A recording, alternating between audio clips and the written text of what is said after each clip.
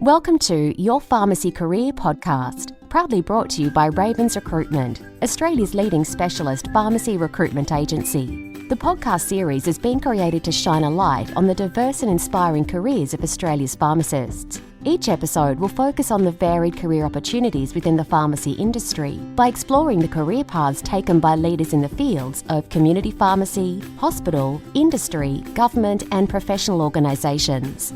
Careers never follow a defined path. Everyone's story is different and unique in their own way. The podcast series will help you discover the world of opportunities that exist and reveal pathways to achieve your dreams and aspirations.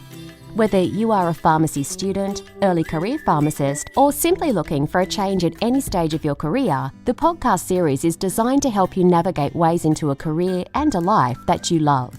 Your host of the podcast series is Ali Sue. Ali, herself a pharmacist, is now the founder of Global Pharmacy Entrepreneurs and a passionate advocate for pharmacists to grow, innovate, excel, and make a lasting impact in the world. It's now over to our host, Ali Sue. Hi, this is Ali Sue. Welcome back to Season 2 of Your Pharmacy Career Podcast. Hope you had a great Easter, Anzac Day and Labor Day long weekend. Thank you for all your support last season. We had received a lot of positive feedback from pharmacy students, pharmacists, and leaders in the industry. We truly appreciate your support and contribution. Before the break, we had a great conversation with Pharmaceutical Society of Australia Fellow, Managing Director of PainWise, and the Australian Pain Society President-elect, Joyce McSwan. Joyce shared her insights in her journey of becoming the female leader and provided practical advice to creating a successful pharmacy career. In this first episode of the season, we are very excited to have community pharmacist, pharmacy owner, Victorian President of the Guild, and National Councillor of the Guild, Anthony Tassone, to share with us his experiences and wisdom as an owner and an influential leader in the pharmacy industry. We covered a variety of topics in this episode.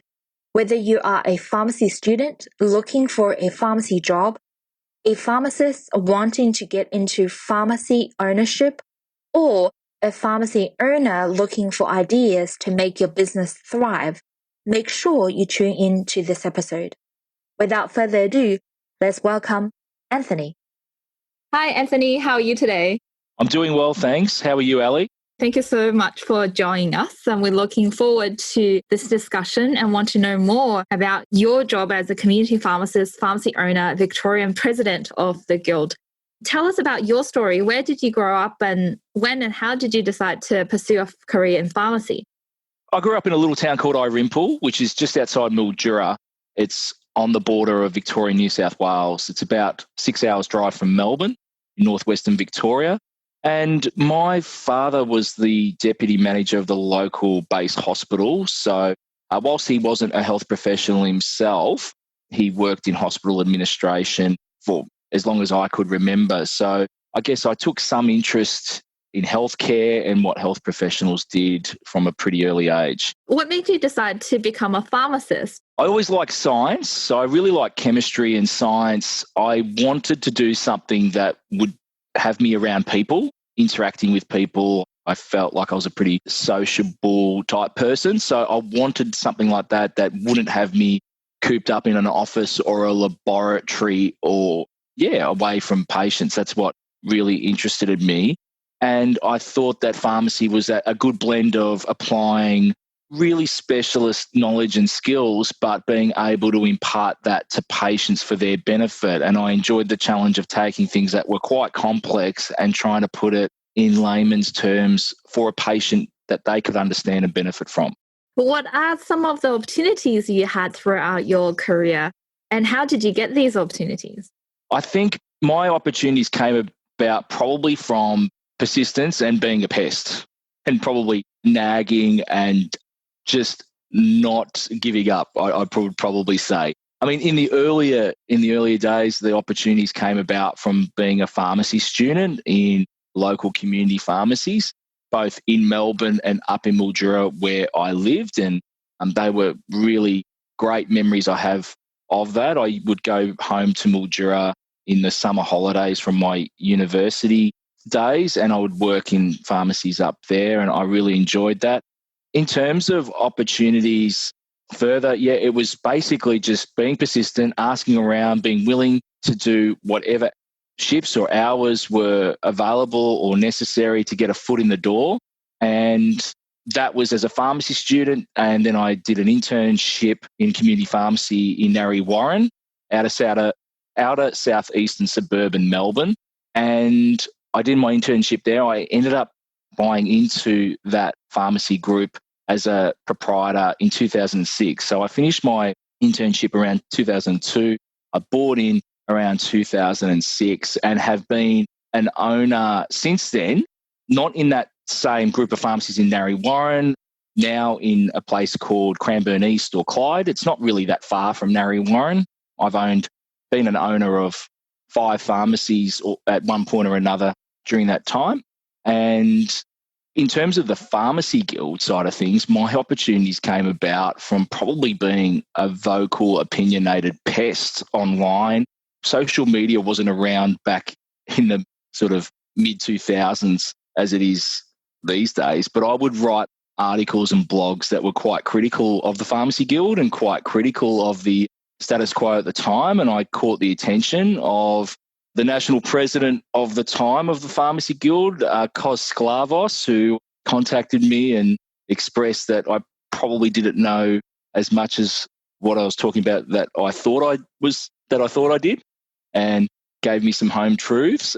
And I said, well, if you want young pharmacists to be involved, well, get us involved, give us an opportunity. And to his credit, he pointed me in some directions and opportunities to do so. And at that time, there was the Australian College of Pharmacy, was the Australian Institute of Pharmacy Management. It became the Australian College of Pharmacy. I became the Victorian chair of that over time, which delivered education and professional development for pharmacies and pharmacists and networking opportunities for pharmacists to meet each other. So I really got on the radar of the Pharmacy Guild for being an opinionated, vocal pest. But I learned that I did have a lot that I needed to get my head around, and I didn't know as much as what I thought I did, and I probably had to pull my head in a bit, but I put the work behind it and participated, and initially became in terms of an elected official sense, I was a branch councillor for the Victorian branch of the Pharmaceutical Society to start with around 2005, 2006. Did that for a couple of years, and then I got elected onto the Victorian branch committee of the Pharmacy Guild back in 2008. So I was about 28 when I first got onto the Victorian branch committee. Oh, wow. So did you have any role models throughout this journey or mentors?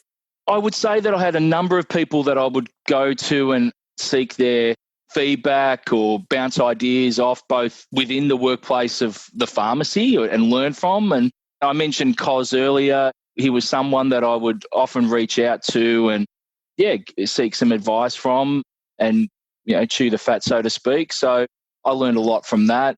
But I was somebody who felt that you never know too many people. So I wouldn't say I had one or two mentors only. I really tried to learn as much as I could from as many people as I could. And that started from even my pharmacy student days in Mildura, working up there. And I had every intention of actually returning to Mildura to practice and potentially get into ownership. But as the old story goes, I met a girl and she was from Melbourne and wasn't too keen on going to Mildura to move away from her family and other reasons. So I ended up staying in Melbourne, and she's my wife and mother of my 3 children now. So gladly that worked out.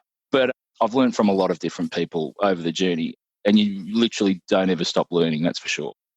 How did you find these mentors to start with? And what are some of the lessons you learned from them that shaped your career?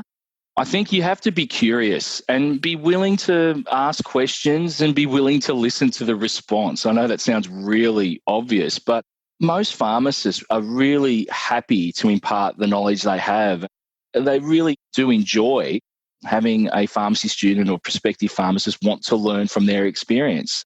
And that experience is not just about medicines and drug knowledge. It's about interacting with patients. It's about dealing with challenging situations, whether it's talking with doctors or co-workers or whatever it might be. So just be curious and ask and take an interest. And not just pharmacists, even in the environment of a hospital pharmacy or a community pharmacy, there's some really experienced people such as dispensary technicians or assistants that you can learn a lot from, who have been in that industry or game for a long time and have a lot of knowledge, albeit maybe not a university qualification.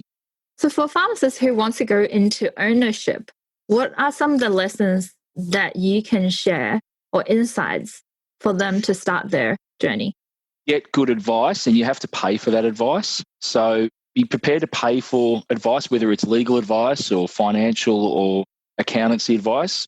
Be prepared to pay for it and get it. And if you are not prepared to follow that advice, well, consider whether you should get it elsewhere. But there's no point continuing to pay someone for advice if you're not going to follow it. So they're experts in their field and can give a lot of benefit to you. And in terms of if you're talking about getting into ownership and things like that, from my experience, I would say that as much as you can, have open and frank conversations about what you think the future holds for yourself, getting into the pharmacy. And often people are so excited to get into pharmacy ownership and they're just focused on that first day and getting in, and everything will take care of itself. But particularly if you're getting into a partnership with other people, it's important you have a partnership agreement. And with that partnership agreement, we'll outline all the roles and responsibilities of people and what will happen if certain things occur, and make sure things are documented, and make sure that if you want to take more of an interest in that pharmacy, that there's a succession plan and that's documented. Because whilst you can have handshakes and verbal understandings, as time goes on and different things happen, ultimately you default to a written agreement. So that's probably what I would suggest in terms of getting into ownership. But first and foremost, the most important thing is you have to understand what you are passionate about and what drives you. No one forces you to do what you do. No one's forcing you to be a pharmacist. No one's forcing you to go into ownership. When you wake up in the morning, it needs to be what you want to do. And you need to figure out the why, and you need to figure out what you're passionate about. And then a lot of the other stuff will take care of itself. What's your why? What's the drive that continue to help you to go through all these years and owning 5 pharmacies and, become the Victorian president of Guild and national councillor for the Guild? Yeah. So through life, I've found that there's generally 3 types of people, and those who say what should happen, well, they'll tell you what they think the problem is or what should happen. Those who wonder what happened, and those that make it happen. People who just get on with it and make it happen. And I've always felt I fell into that last group that wanted to make a difference, and I wanted to just make it happen. And anything I've done, I've wanted to put myself into a position where I can influence and actually change something. Because in my life and in the way I look at things, if you don't like it, change it. And, we all know the definition of insanity, but you can't underestimate how many people you come across socially, professionally, personally, whatever, of people who really just will fall into those earlier group or two that they'll tell you all the problems and what should happen, but are they prepared to put the effort in and work for it or take risks to make any difference? And many aren't. And I'm not critical of them, but I choose not to listen to them terribly much either. Mm. Can you share how you turn the idea into actual process or product and make it happen? Well, I guess in just generally speaking, it's about being prepared and understanding that you may not be successful. It's not likely to succeed the first time, whether it's trying to put together a health service in your pharmacy or a new initiative or what it might be. My advice would be, try and do as much planning as you can, but talk to people and get their feedback about what you're proposing or what you're thinking of doing, whether that's family, whether it's friends, whether it's colleagues. Talk to people, get their feedback. That's called consultation. And people from both inside pharmacy and outside pharmacy can give you a lot of good feedback, whether it's your ownership aspirations, but it's also maybe something that you're just trying to do from the pharmacy for patient care. And I just want to say, first and foremost, there's some people who will never want to be an owner, and that's perfectly fine. That's no problem. You're better off deciding you don't want to do it than try and do it reluctantly and it doesn't work out. Some people are wonderful managing pharmacists and fantastic health service pharmacists in their own right. So my idea would be, don't be afraid to propose things and come up with ideas and speak to your colleagues about it, and get as much feedback as you can and be persistent, because it's not likely to succeed the first time. Learn from it, work together and continually try to refine it. That's general feedback, I'd say. And it sounds obvious, but it's amazing how many people you see give up quickly or be stubborn and insist on driving something forward without actually consulting or getting feedback from people who might actually be the ones receiving the service or who are going to be responsible for delivering it. So now I want to ask about your vision for the future of pharmacy. The simplest way I can put it would be that pharmacists are practicing to their full scope of competencies and what we're trained to do. That's the simplest way I can put it. So there is a scope of practice that the pharmacy board determines for pharmacists in different domains and areas. And my vision is that pharmacists entrusted and have the opportunity to practice to that full potential.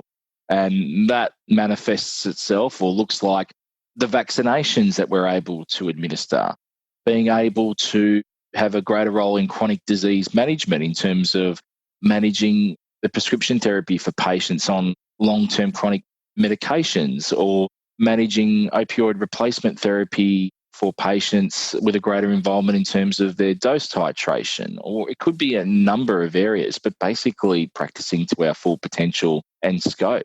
That is the vision. And we know it's possible because it's happening in different parts of the world overseas to varying extents. And in Australia, when we've got a system that has community pharmacies as the most frequently visited and accessible primary healthcare destination in Australia, so great equity of access, and we've got a model of ownership that restricts ownership to only pharmacists and not corporate interests or supermarkets or other things, we've got a really great opportunity where you've got pharmacists who own pharmacies who have equity of access. And if we are able to be given the right to do more to our full potential, then there's a great opportunity for patients and the healthcare system to benefit. And now we've seen like UK model, pharmacists are able to prescribe and pharmacists are creating clinics and seeing patients in the community. Do you think that's something that we will soon be doing in Australia? I think so. I mean, the pharmacy board has already determined that they've got a position statement about pharmacists prescribing. And at this point in time, there's a model of a collaborative form of prescribing where pharmacists are working with a doctor prescriber as a form of prescribing. It's not autonomous prescribing where pharmacists are prescribing a Schedule 4 medication or above themselves autonomously. That could happen one day, and you could spend a whole podcast talking about that. But do I think it's going to happen? Well, it is already happening. Pharmacists recommend and prescribe medications at the moment, albeit those medications may not require a prescription under our scheduling framework. Prescribing really as a term means the recommendation of a medication for the treatment of a patient. And pharmacists do that every day. What we're talking about when we talk about prescribing is whether a pharmacist will be able to do it for something that's Schedule 4 or above. The pharmacy board have a position statement on it around collaborative forms of prescribing, and I think that we'll be seeing those in the not too distant future at all. And I think opioid replacement therapy, albeit with a Schedule 8 medication such as methadone or buprenorphine, could very well be a starting point due to barriers of access for patients and the limits of prescribers the low numbers of prescribers in some areas that are participating.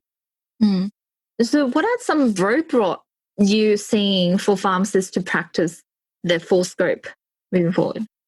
Oh, look, bluntly, politics. It's doctors' lobbying groups who want to put the fear of God into politicians and the public that if we dare let any other health professional undertake something that doctors or GPs typically do, that there will be Armageddon, the world will end, and there'll be blood in the streets. That's basically what we're dealing with. And that's political. That's the vocal megaphone stuff you hear publicly or in the media. I mean, at the grassroots level, GPs and pharmacists get along typically really well because everyone's busy and they want to get on with it and they want to look after their patients. And the sad reality is that there is so much sickness around. There's enough work to keep us all busy as health professionals. We've just got to figure out the smartest way to do that for patient benefit and the most efficient way for our health system. But that is a big barrier because that influences health bureaucrats in departments of health and ministers and parliamentarians that make laws and make decisions. From early career pharmacists or pharmacists' point of view who are not owners, what can we do? First and foremost, be passionate and be great at what you do. Again, I don't want to sound patronising or obvious, but that is so important. And I'll tell you why. One of my major roles with the Pharmacy Guild and being an advocate and a representative of our profession is when I go and speak to members of parliament and ministers, and I'm talking about pharmacies and pharmacists. It's so important, our high level of trust and reputation and the regard that the public have for us. And that is key in terms of trying to get any sort of progress or better utilisation of our skills. If the public didn't trust or like pharmacies and pharmacists or didn't feel comfortable with them playing a greater role, well, really, the issue or the debate is dead in the water. So first and foremost, and your listeners would probably say, oh, okay, great, I'm just great at what I do. I don't come to work to do it the second best way. I've taken care of that. What else have you got for me? Really, and I can't emphasize that enough. You can't expect to get anything else in terms of whether it's scope of practice, remuneration or recognition, unless the public have confidence and faith in you and want to receive that service. Other things that you can do is actually invite and engage with decision makers to get them to come to your pharmacy or where you practice and show them. Seeing's believing. And that can be as simple as your local member of parliament or even local government, local councillors from your city shire or the mayor or your local member of parliament at state or federal level. Get them to come. Maybe get a flu vaccination from your pharmacy or get them to see what you do. And we take for granted how little the public know about what we do. So typically speaking, the public like pharmacies and pharmacists and trust pharmacists, and they're open to pharmacists doing more in health services. But besides dispensing prescriptions and giving medicines and health advice and now doing some vaccinations, the public don't really know what pharmacists can do or actually do provide necessarily from their pharmacies. So seeing's believing and promoting that in your local community and getting anyone of note or a decision maker to come and see it, it makes a big difference. Because when I go and see members of parliament or ministers and I'll talk about pharmacy, for instance, they'll link it back to their local neighbourhood and say, oh yeah, I know Jane or I know Steve, or, from around the corner. Yeah, they're fantastic. And they'll relate it back to their own community. Yeah. I think the vision will be is that, look, don't get me wrong, dispensing and supplying prescriptions is a core clinical service that pharmacies have. And it's important because medications are really useful, particularly when you take them. Sometimes I cringe when people refer to dispensing sometimes as if to say it's some menial task or it's not a core clinical skill or professional service, because it is. Don't get me wrong. If it's not done well or properly or counselling's not provided or, not adequate staffing, it can feel like an administrative task, but it's not how I see it. For pharmacists who are not interested in going into an ownership pathway, many respects, it's what they can make of it for their local communities, because different communities will have different needs. And they're, whether it's health services around sleep apnea, around diabetes, or, we've got an aging population with an increasing disease burden. We have other parts of the health system under stress. Community pharmacies are accessible, trusted, and, frequently visited. It really is. It depends what, I guess, you make of it. And I can't think of too many pharmacy proprietors or owners who say, you know what, I'm really good for staff. I don't need any good staff. I'm fine. I'm not interested in talking to anyone who's passionate, engaged, and really driven to really expand and deliver services to their community. It's not just in pharmacy. Any business person or owner of a practice that I speak to, it's probably the thing that often keeps them up at night, having quality staff to come and work for them. So there's opportunities in so many different places. And sometimes the owner of that business would love to take it to another level, but they might not even know themselves. And they might need help, enthusiasm, drive, the ideas and innovation. So, yeah, that's what I'd say, really. What do you think is the missing link? Because we hear on one end, pharmacists feel like they're not getting paid enough. And then on the other hand, owners really need good staff to really drive the service, provide service to the community.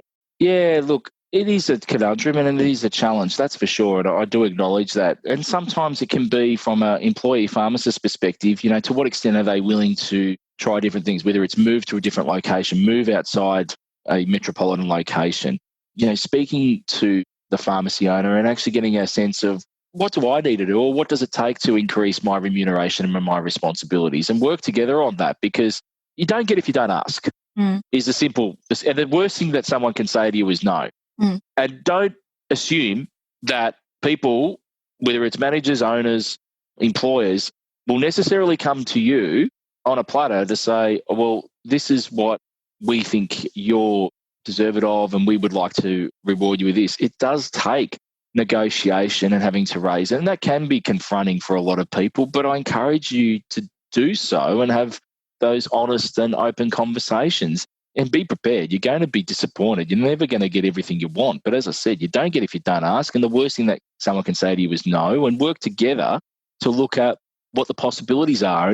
And through that conversation, if you learn that there really is no possibilities in that particular role, there is no scope for further growth or advancement, well, reconsider where you are. I mean, because it's very likely that somewhere else will be able to provide something that you might be motivated by. And that's not just in pharmacy, that's just general. That's just general feedback. And I don't think, again, it's rocket science, but don't be afraid to have the conversation. For our students, for our early career pharmacists, what skill sets or qualities you're looking for? Empathy. So being able to put yourself in someone else's shoes. So empathy is not to be confused with sympathy. Sympathy is feeling sorry for someone. Empathy is being able to put yourself in someone else's shoes and understand something from their point of view. It's really important with patients. And it can be important with your co-workers as well, just being able to see something from a different person's point of view. I look for empathy. I look for honesty. I look for drive, that people willing to, do things that are good for the team and they go provide that extra assistance or go that extra mile, reasonably, not excessively, reasonably.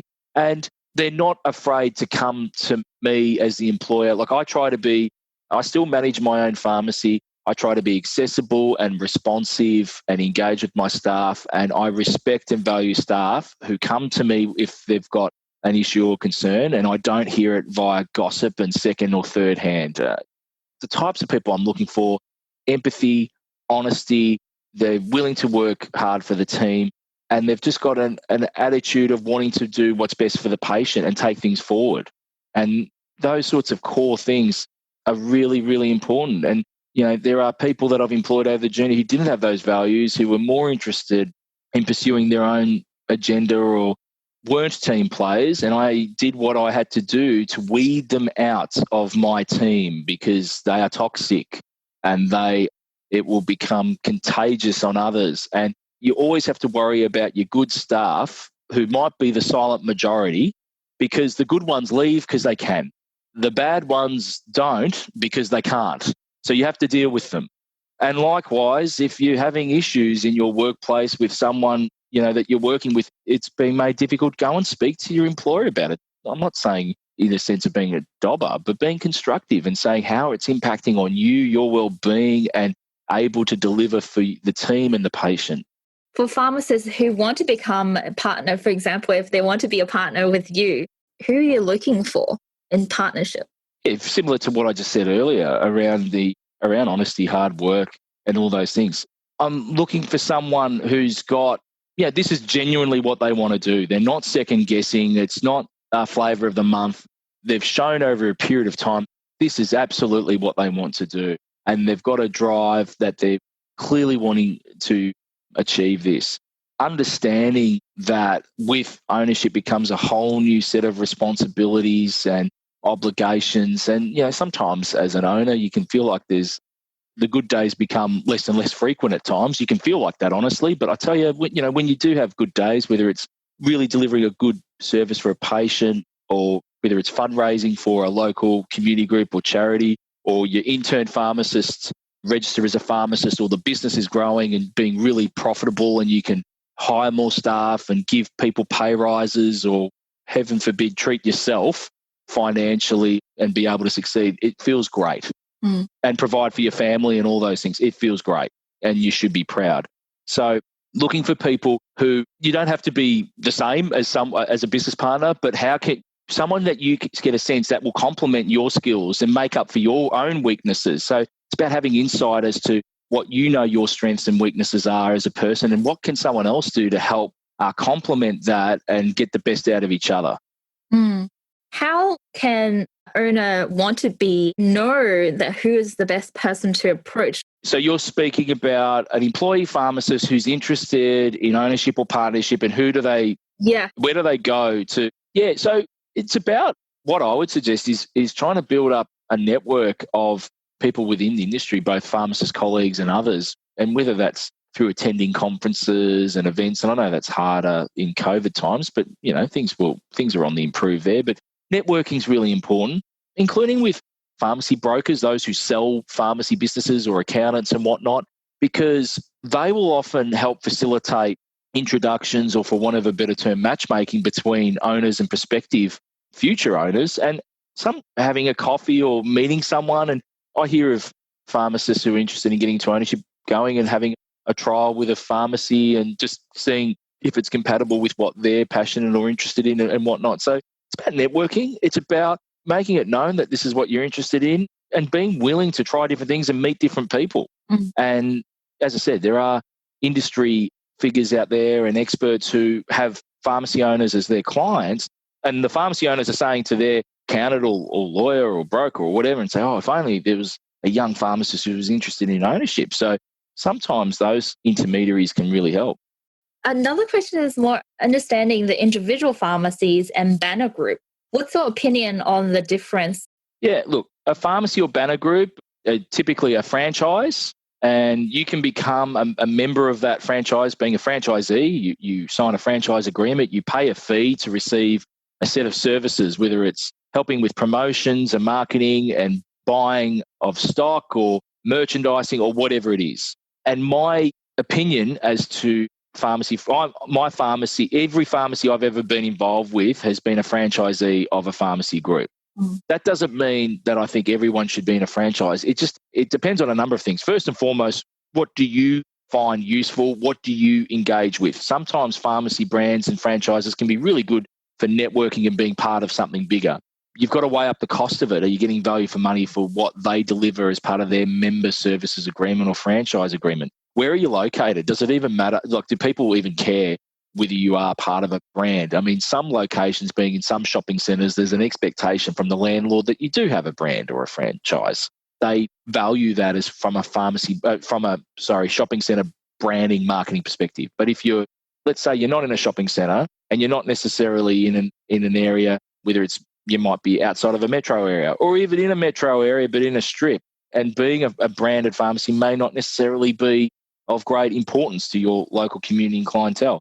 When you become part of a pharmacy brand or franchise, you probably have to, it's what they call compliance with the brand. You have to probably follow a merchandising plan to a point, or a image of what a pharmacy looks like in terms of branding and use of the style and colours and whatnot. Some people find that really useful to help guide them in terms of getting the pharmacy displayed, stocked and run. Some people detest it. They said, they want to have full control and determine it independently. So you've got to think about what motivates you. You've got to think about how you want to express yourself through your pharmacy business. So some people, the pharmacy franchises are really great for some owners and works well. For some, if they don't want to comply with it, if they don't want to follow that brand's direction, then don't do it. Don't pay for something that you don't want to do. And there's not necessarily one pharmacy brand that's the best. I mean, it depends on what do you engage with, what sort of pharmacy do you want to provide to your community, and what sort of support can you get. And sometimes the people within those pharmacy brands can make a difference, because you want to feel part of something, and sometimes you can have links with the management of those pharmacy brands and whatnot. So there's no straight, simple answer, but it comes back to what you want to do, how you want to express yourself, and what you want to bring.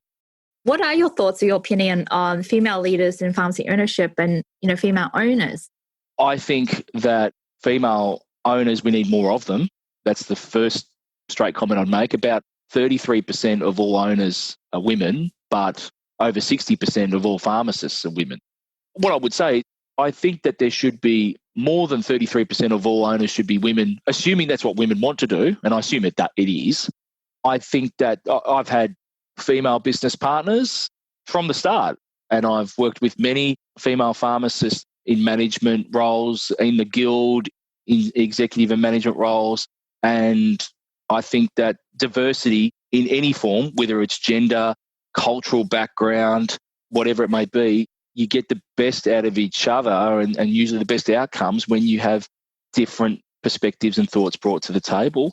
I think that, I can see that things are on the improve with regards to women being in ownership, women being in representative roles in pharmacy and leadership, and whether that's to do with, I don't know, whether it's to do with flexible working arrangements, whether it's a more conscious mentoring process, speaking about it more, whatever it is. But we need to do more, and we need to do more. We are doing more, and it's worth it. The end result, not that there's necessarily an end result as such, but an improved number of women in leadership roles of pharmacy is better for all of us because we'll get the best out of each other and for our patients in the profession. I mean, I know I've been sitting in meetings with members of parliament and ministers, and what I thought was a pretty good summation of the issue or whatnot, and I'll have a female colleague with me and she'll give her perspective. Some of them have been mothers or parents themselves, some of them not, and they've given just a different perspective, and it's been great, and it was beneficial to get that point of view across, particularly, of course, when you're speaking with a female minister or member of parliament as well. What's that missing link for that a smaller percentage of pharmacy owner right now? What do you think the reason behind it? Okay, I mean, we could spend any amount of time speculating what it will be. So I'm going to try and give a short and condensed answer, and I don't want this to come across condescending or offensive in any way. From my experience, when I speak with women who are considering like running for an elected position in a pharmacy organisation or whatnot, I find that women, and I'm being very general here, okay? I'm being very general. I find that women question and doubt themselves more than men do. Women are hesitant to go for something at times because they feel that, what happens if I'm not good enough and I'm not sure if I'm quite right for that role. I mean, there's 10 criteria there and I only really feel 8 of them, and I'm not sure if I'm really up for campaigning or electioneering in that for votes with my peers to get elected to that position. I'm not sure. Then you got male counterparts who say, yeah, why not? I'll give it a go. What's involved? That couldn't be too hard. Again, very general, but there's a level of bravado and confidence that I typically see in men that I might not see in women. And I think unfairly at times, when women do express those sorts of traits, they can be unfairly judged. My message to female listeners is to say, hey, don't feel as though you have to be perfect and that you have to tick all the boxes to apply or strive for something, because I'll give you the quiet tip. I don't think anyone has those capabilities first up. If you want to, go for it. And the worst thing that can happen is it doesn't happen. But, as Wayne Gretzky, the legendary and champion hockey player, once said, you miss 100% of the shots you don't take. So does that make sense where I'm coming from? Yeah, thank you. Yeah. So, the number of times, privately, I've tried to have to encourage female candidates, whether it's within the guild or in other walks of life, to, back themselves and be prepared to put their hand up. In some ways, at first I was saddened by it, but then I thought, well, if that's what is necessary for that person to have the confidence to do it, then so be it. I mean, men and women can have different, again, very general, men are from Mars, women are from Venus. Is that how it goes? Yeah, just very general. But I'm really excited by the more female leaders that I'm seeing in pharmacy and look forward to seeing more. And it will, because just the momentum that you have with International Women's Day events and women's networking events, it's fantastic. And I think it's just inevitable. Wow. Thank you. Thank you for sharing that. It's a great encouragement for us and help us to grow that confidence. So thank you. Yeah, absolutely. What would you do now you have this achievement in pharmacy, you're doing really well? What's that one thing you want to do differently if you restart your pharmacy career? Look, I think the one thing I'd probably do differently is earlier on in my career, probably one of my great assets was also a weakness, which was I was vocal, I was confident, I would speak up. And sure, that opened some doors, but it probably upset some people, and it probably, at times soured some relationships I had with good people at the time, which I've since mended and since, made amends for. But, look, anyone that says to you, I don't have any regrets, I would have done it all the same. Oh, I'm sorry, I think they're lying. I think everyone would do something differently. If I could start again, I'd probably go about things a bit differently when I was, whether it's exiting a particular pharmacy partnership or ownership, or exiting a particular position I was at a time to move on to something else.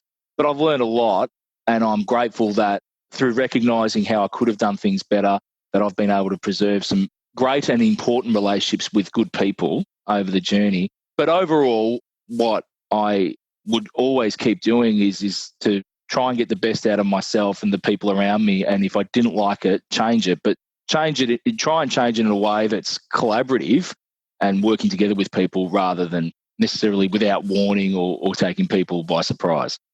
Well, thank you. So last question, if you had one piece of advice for students and pharmacists, both professional and personally, what would it be to help them, support them and create a successful pharmacy career?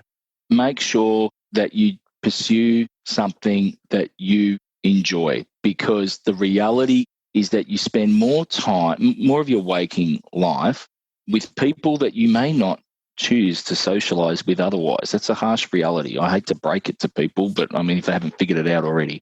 And you might as well do something that you enjoy, okay? You might as well do something that you get some satisfaction from. So my one piece of advice is, and it sounds like a cliche, but it is what it is. Do something that drives you and that you enjoy, because the days are long, but the years fly by. That's life. May as well be doing something that you can look back on and say, geez, I'm happy I did that and that I'm proud of that. And the other piece of advice is make sure you have a good level of work-life balance for your own well-being, particularly mentally, but also physically, because hopefully later years, when you look back on your career or your life, people don't have regrets of, geez, I wish I had have done that double shift and stayed back longer. Geez, I wish I had have gone in on my day off. People never say that. So do your best to balance it, because you will be a better person, better pharmacist, better husband, wife, partner, person for it. Wow. Thank you. Thank you so much for your advice. It's been an amazing hour of sharing your wisdom and experience with us. So thank you. No worries. Thanks for having me, and all the best. Thank you for listening to this episode of the Your Pharmacy Career podcast, proudly brought to you by Ravens Recruitment, Australia's leading specialist pharmacy recruitment agency.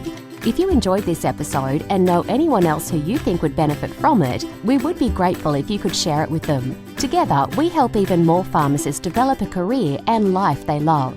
If you have any questions or suggestions about future podcast episodes, please reach out to us via email info@ravensrecruitment.com.au.